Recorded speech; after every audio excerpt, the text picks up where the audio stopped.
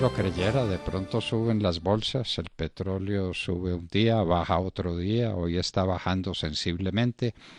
Esto es lo que nos enseñaron a llamar los mexicanos un relajo, una situación muy difícil de describir, de precisar. ¿Qué es lo que está pasando con la economía en estos momentos? Doctor Álvaro Cámara, muy buenos días. Buenos días, doctor Fernando. Bueno, doctor Cámaro, supimos primero de las importaciones que no cayeron en marzo, después supimos de las exportaciones que tuvieron una caída muy fuerte para un resultado final de más de 1.500 millones de dólares de déficit en la balanza comercial. Pero ¿qué pasó con el déficit en cuenta corriente? Hemos tenido noticias de ese factor económico que es tan importante para que las calificadoras puedan medir un país. No, doctor Fernando, ahora aún cifras oficiales no se conocen. Pues tenemos las cifras de comercio exterior y algunos números que se han visto en materia de inversión extranjera directa. En materia de comercio exterior, pues los números son los que usted anota, donde estamos presentando en el primeros 2 meses del año un déficit del orden de los 1.450 millones de dólares, lo cual pues naturalmente todavía no muestra lo que va a pasar muy seguramente en abril, donde sí se va a sentir el impacto definitivo de este fenómeno de caída de las exportaciones y algún resentimiento de las importaciones. Aunque si usted mira el escenario de exportaciones, pues en marzo se cayeron 28.5, el mínimo nivel de 2 años, y en parte esto se explicó por la caída del 52% en las exportaciones de minería y obviamente el impacto de petróleo. Pero si usted mira que en marzo el precio promedio del Brent estuvo a 33 y en abril se bajó a 18 y en abril tuvimos todo el cierre de la operación mundial tal vez exacerbado, pues muy seguramente el número del mes de marzo va a ser aún, del mes de abril va a ser aún más crítico en materia de exportaciones. Tal vez por la composición, la reducción de importaciones también se va a dar, quién sabe si en la misma proporción, lo cual va a hacer que el déficit de balanza comercial se siga ampliando. A primer trimestre había una cifra medianamente positiva en inversión extranjera y era que la inversión estaba creciendo, sobre todo en la parte de sectores no mineroenergéticos. Y esto de alguna manera digamos que puede ayudar a hacer que el déficit de cuenta corriente del primer trimestre pues pueda tener o haber tenido cierta financiación derivada pues de esas cifras de inversión extranjera directa y de alguna manera de algún mantenimiento en lo que tiene que ver con todo el tema de transferencias. Pero naturalmente a partir de abril pues el fenómeno se va a exacerbar. Si usted hace la cuenta, doctor Fernando, que en febrero el déficit de cuenta corriente de balanza comercial creció un 30%, aunque se ha comportado medianamente bien en enero, y que el déficit de todo el año 2019 estuvo alrededor de los 10.700 millones de dólares en balanza comercial, pues un deterioro mayor podría ser pensar otra vez en cifras de desequilibrio alrededor de 13.000 o 14.000 millones de dólares. Todavía es muy complicado hacer apuestas porque esto está muy incierto. Nadie sabe si la recuperación va a ser muy rápida, en forma de V, como dicen algunos, va a ser en forma de U, va a ser en forma de L. Todavía, digamos que esa incertidumbre y esa sensación de susto, de miedo, pues se sigue viendo en los mercados, pues que mantienen volatilidad. Sin embargo, las bolsas están cogiendo fondo, doctor Fernando, y eso no se puede desconocer. Bueno, doctor Cámaro, hay un sector fundamental en la economía de cualquier país y en la de Colombia en particular, que es la finca raíz.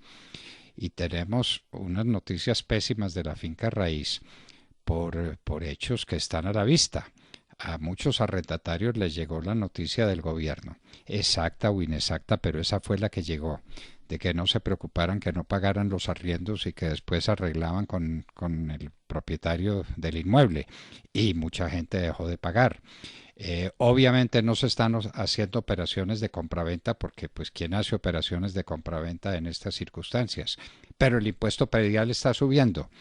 Doctor Cámaro, ¿cuáles son las perspectivas de este sector fundamental para la generación del empleo y para la reactivación de la economía, que es el sector de la construcción, el sector de la finca raíz?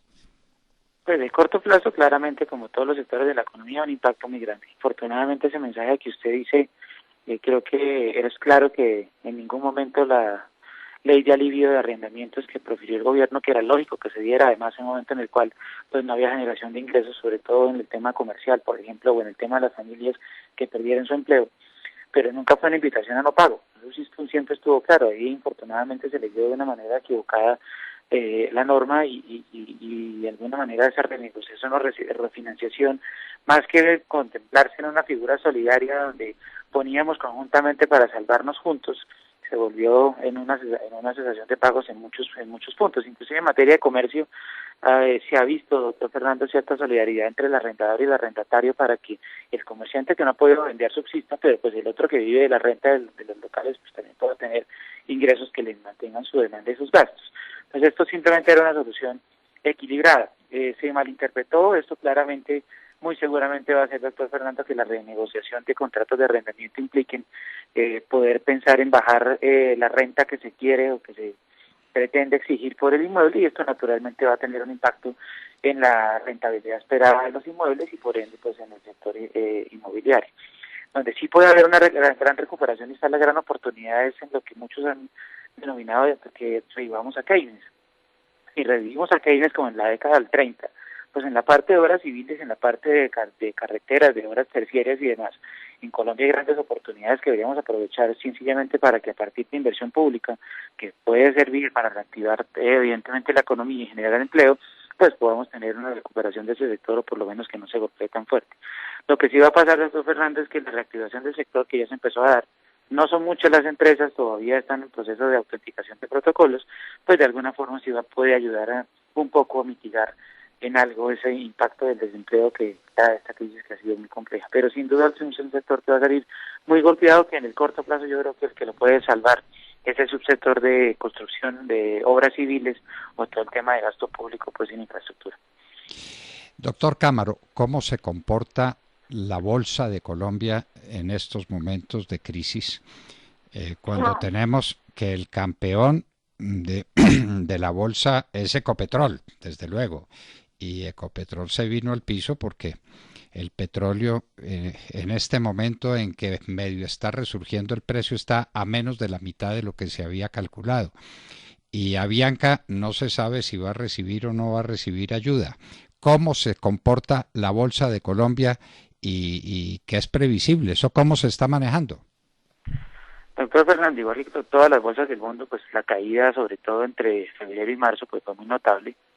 Llegamos a ver caídas de acciones como Ecopetrol, como usted bien lo nota, hasta el 40%, la cual estuvo derivada pues de la perspectiva de menor crecimiento, pero también de esta guerra de precios en la que se metió Rusia y Arabia, que uno no sabe si, como dicen vulgarmente, perdónenme la expresión, les sale tiro por la culata, porque al final hundieron los precios y después no hayan cómo hacer para tratar de darles algo de piso, y naturalmente están afectando la rentabilidad de la industria de extracción.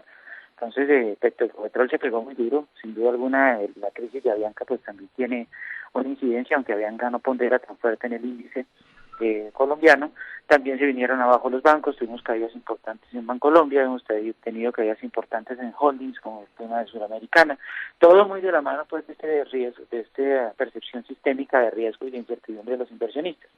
Pero doctor Fernando, lo que sí es claro, y yo sí creo que a mediano plazo, quien tiene cierto apetito de riesgos, quien tiene cierta visión de explotar o aprovechar negocios, que muy seguramente cuando esto sea superado, no sabemos en cuánto tiempo, pues yo creo que hay valor escondido en las acciones y en las empresas colombianas. Todavía la bolsa no logra mostrar, digamos, una recuperación, sin embargo se ve algo de más soporte, algo de más resiliencia en el mercado frente a lo que estábamos viendo en el mes de marzo, principio de abril, donde las caídas fueron muy fuertes, y yo creo que ya, digamos que ese susto y esa exacerbada volatilidad podría empezar a calmarse y por el contrario empezar a ver un poco más de fondo, un poco más de piso en las cotizaciones de muchas acciones que yo creo que están en muy buena oportunidad de compra.